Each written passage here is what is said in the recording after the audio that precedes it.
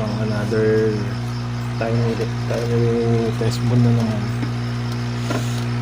Kang pumasok Okay. di Siya ay ating ililipat muna.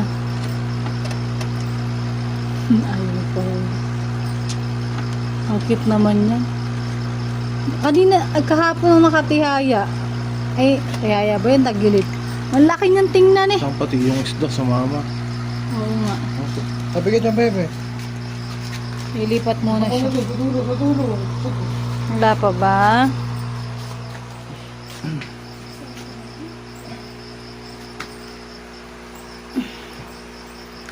Tanggalin mo na lang yung isda.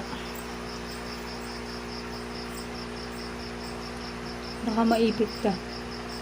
Sakat-sakat yung malipit to.